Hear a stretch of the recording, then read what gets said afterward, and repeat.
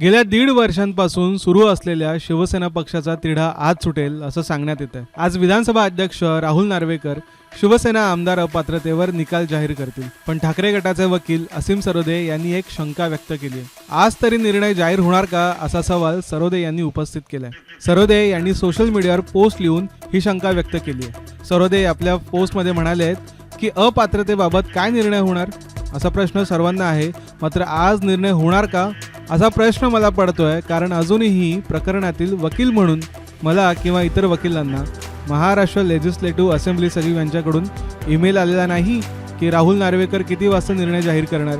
कदाचित अगदी वेळेआधी कळवतील की किती वाजता विधानसभा अध्यक्ष राहुल नार्वेकर यांच्या दालनात जमायचं आहे। पण जर 400 ते 500 पानांचा निर्णय तयार आहे आणि सर्वोच्च न्यायालयाच्या आदेशानुसार आज निर्णय देणे आवश्यक आहेच, तर किती वाजता निर्णय जाहीर करणार हे कळवायला इतका उशीर का असा सवाल असीम सरोदे यांनी उपस्थित केला। निकाल कुणाच्या बाजूने लागणार हे कळेलच, पण निकाल आजच लागणार का हे आता काही वेळात कळेलच।